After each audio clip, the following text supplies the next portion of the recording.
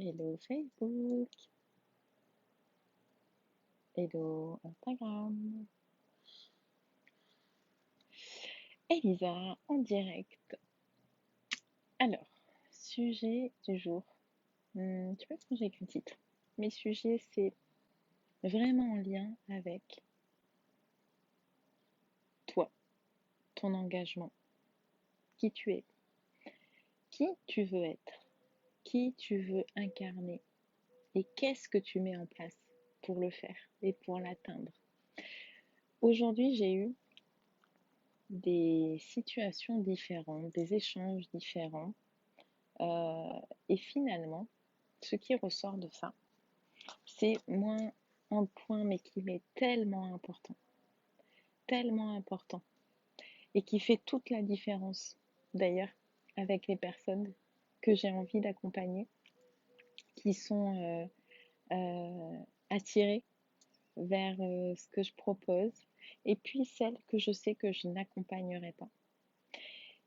Cette différence, elle se joue tellement dans le niveau d'investissement que tu veux mettre en toi. Et pour ça, j'ai eu deux histoires. Je vais te partager deux histoires. Si vous êtes là en live, faites-moi un coucou. Si vous voulez commenter, allez-y avec grand plaisir. Et si vous voulez partager, si vous sentez que ça peut aider quelqu'un, ça peut parler à quelqu'un que vous connaissez, ben allez-y, partagez. Et voilà, je serai hyper contente. Première histoire.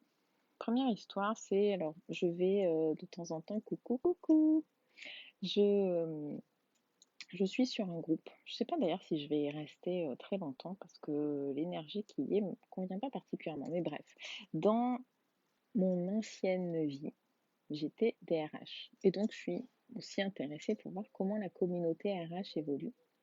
Et dans ce groupe-là, je sais qu'il y a beaucoup de gens qui ont envie de bien faire, qui ont envie de beaucoup faire. Et je vois beaucoup, en fait, d'échanges de personnes qui sont lasses, qui sont fatiguées, qui sont ouais, triste même de constater qu'il y a peu de reconnaissance, peu de retours positifs. Voilà. Et ce sont des gens qui sont en attente de quelque chose de la part d'autres personnes. Il y a vraiment cette attente-là qui est très forte.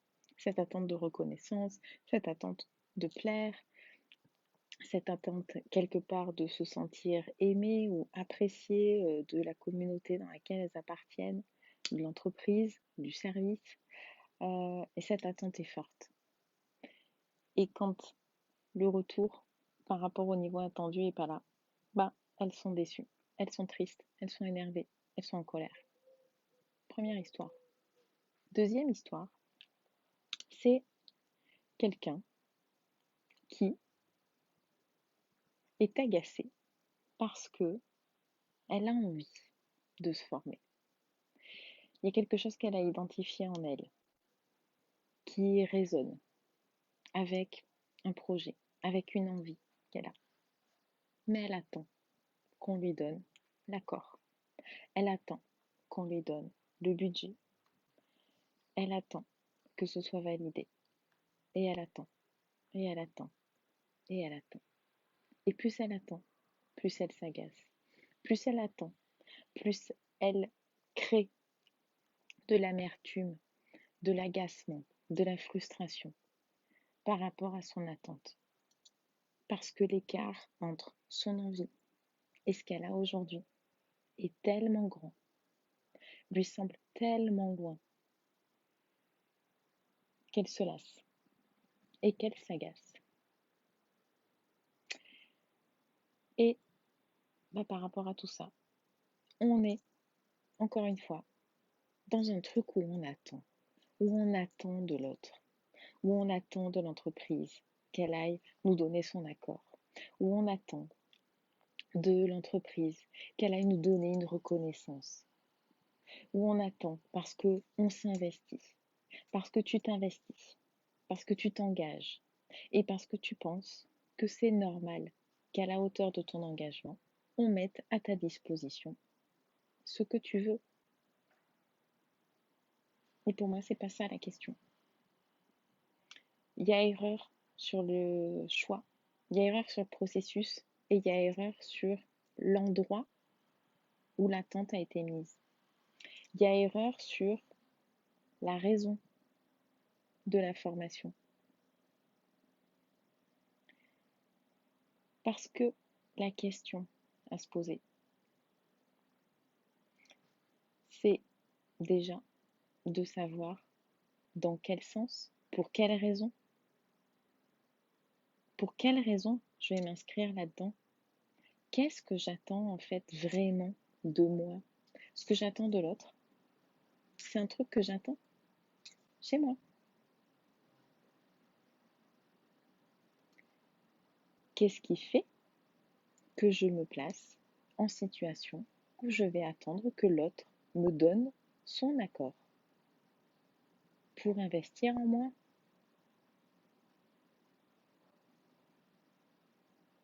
Mais si tu veux réellement investir en toi, tu le fais. Tu investis bien dans plein d'autres choses dans ta vie. Alors si tu le fais pas, si à ce niveau-là, tu te places dans l'attente de quelqu'un, pour quelle raison? C'est peut-être que tu considères que ce dans quoi tu te lances est pas un truc qui te concerne. C'est pas motivé par quelque chose qui te concerne. C'est pas motivé par quelque chose qui te fait vraiment envie. Donc la question à la base est pas bonne. Le projet à la base est pas bon. Si tu veux investir en toi, il n'y a que toi qui peux le faire. C'est ça le truc. Il n'y a que toi qui peux le faire. D'ailleurs, moi, il y a un truc qui m'a souvent fait halluciner. C'est ce libellé, genre le droit à la formation. Voilà. Il y a un processus, il y a un système qui fait qu'on a un droit à la formation. Mais tout le monde a droit à la formation. Tout le monde a droit à sa propre évolution.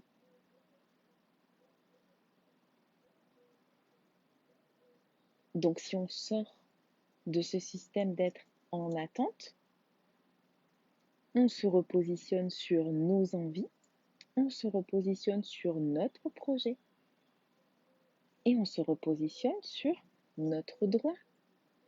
On le prend tout seul, notre droit à évoluer.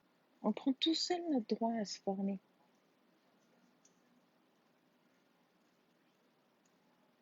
On n'attend pas.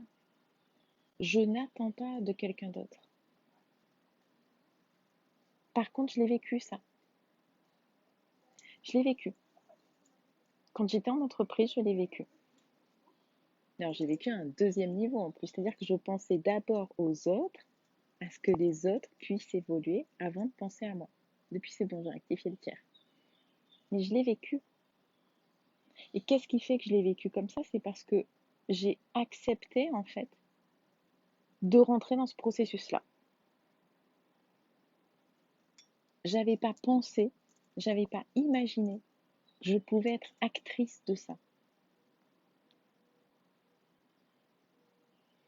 Et qu'est-ce qui fait que j'ai pas pensé que je pouvais être actrice de ça? C'est parce que je me mettais pas au cœur de mon projet. Je me projetais complètement sur le projet des autres.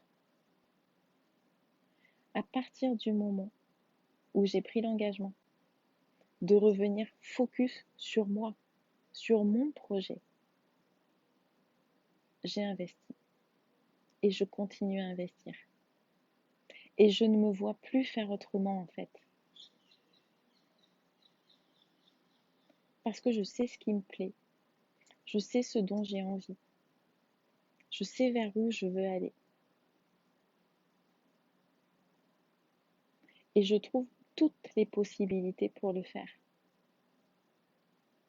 J'ai plus d'excuses. Je suis plus dans l'attente de personne. J'y vais. Et je te dis pas que parfois j'ai pas peur. Aujourd'hui, j'investis dans mon entreprise presque à hauteur de ce que j'ai en retour.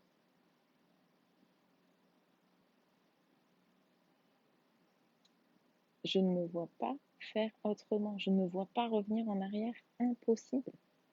Impossible. Parce que je sais vers où je veux aller. Et je sais qu'à chaque étape, je fais des bons énormes. Et que l'investissement que j'ai ressenti, l'investissement que j'ai choisi, je le fais en pleine conscience. Et c'est génial. C'est génial de plus être dans cette attente. C'est génial d'être la seule personne en fait qui décide pour soi. C'est génial de sortir de cette espèce de bocal où on va te faire croire que non, il n'y a que cette façon de faire. Mais non, il y en a plein d'autres. Et on devient extrêmement ingénieux en fait pour trouver d'autres façons de faire. C'est un truc à prendre en fait. Et le premier truc à prendre, c'est vraiment d'aller se demander, mais ok, investir en moi, ok. Mais en fait, quand je commence à parler de ça, c'est mais pourquoi j'investirais en moi? En quoi? Dans quoi j'ai vraiment envie d'investir? Pourquoi je vais l'investir en moi? Quand tu trouves la réponse à cette question, tu investis. Tant que tu n'as pas trouvé la réponse à cette question, tu es dans l'attente. Et à ce moment-là, tu attends que ça vienne de l'autre. Tu attends qu'on te dise ah bah tiens, ça y est, il y a du budget. Bah, tu pourrais faire quelque chose alors. Ah bah tiens, là, dans un mois, on t'a inscrit à telle formation. Et tu y vas. Je sais pas trop pourquoi, mais tu y vas. Et c'est comme ça qu'on se retrouve avec des gens aussi qui sont là. Je ne sais pas trop pourquoi ils sont là. Mais ils sont là. Parce qu'on leur a dit d'être là. Développer son leadership, c'est ça aussi. C'est développer la maîtrise de la prise de ses décisions. C'est développer, c'est aller écouter ce qu'on a envie de faire. Ce vers quoi on veut aller. Et à partir du moment où on a trouvé, on y va. On investit. Ça, ce sont les questions à se poser. Et on vit différemment. On vit plus d'attente en fait. Oh, coucou! Coucou Yves! Tiens, et d'ailleurs, j'ai pensé à un truc. Je ne m'étais pas noté comme histoire du jour. Mais Yves, tu pourras dire à maman que je vais parler d'elle. Je vous raconte donc une histoire. Je vous en ai raconté deux aujourd'hui. Histoire des échanges que j'ai pu avoir aujourd'hui. Et je vais vous raconter une autre expérience. L'expérience de ma mère. Ma mère qui fait partie de ceux qui ont investi en eux. Mais qui ont attendu et encore attendu pour investir. Pourquoi? Ben, parce qu'au départ, ça paraissait pas si évident que ça. Elle s'autorisait pas forcément le droit d'investir. Elle considérait pas forcément qu'elle pouvait faire mieux que ce qu'elle faisait aujourd'hui. Elle se donnait pas le temps pour ça. Elle avait plein d'autres raisons qui faisaient qu'elle ne l'a pas fait. Et puis, à un moment donné, vers, je sais plus, ça doit être peut-être 10 ans ou 5 ans, c'était assez proche de la fin de sa carrière, elle s'est transformée. Elle a pris des tas d'engagements envers elle-même. Et elle a pris l'engagement. Elle faisait un petit peu à sa façon. Mais elle a pris l'engagement de faire ce qu'elle avait envie de faire. Elle a pris le putain d'engagement de faire ce qui lui faisait plaisir. de faire ce qu'elle avait au fond d'elle. Et ce qu'elle avait au fond d'elle, eh bien en fait, ça faisait longtemps qu'elle tournait autour de quelque chose qui lui plaisait, dans lequel elle avait envie d'investir. Elle avait envie d'être accompagnée. Elle avait envie d'innover dans ses pratiques. Elle avait envie de se simplifier la tâche. Elle avait envie de simplifier ses journées. Elle avait envie d'apprendre d'autres choses. Elle avait envie de grandir. Elle avait envie d'évoluer. Elle a investi. Mais elle n'a pas investi un petit peu. Elle a investi beaucoup. Et quand je vous dis beaucoup, je ne parle pas forcément que d'argent. Je parle de temps. Je parle de peur à dépasser. Je parle d'inconfort. Elle y est allée. Et elle a explosé son chiffre d'affaires. Moins elle travaillait, plus son chiffre augmentait. Ben ouais, moins elle travaillait, donc mieux elle se sentait. Elle a embauché, elle a déployé son activité. Elle a propulsé en fait son activité à partir du moment où elle a pris l'engagement envers elle-même d'investir en elle. Parce que tu aies une entreprise, que tu aies une équipe, que tu sois 2, que tu sois 50, ça part de toi. Ça part des inconforts, des moments, des zones de turbulence que tu vas dépasser. Ça part de ton envie de vouloir faire autrement. Et ça part du fait que tu t'écoutes. Et ça part aussi, évidemment, de la raison pour laquelle tu vas le faire. C'était mon message du jour. D'ailleurs, si ma mère regarde, je l'embrasse très très fort. Et Yves, je t'embrasse très très fort. Et je vous dis à très bientôt. Et surtout, pensez vraiment à ce que vous avez envie au fond de vous. Et allez-y. Ne restez pas dans l'attente de quelqu'un d'autre. Allez-y. Allez-y avec votre intuition, allez-y avec vos envies, allez-y avec légèreté. Allez-y. Je vous embrasse.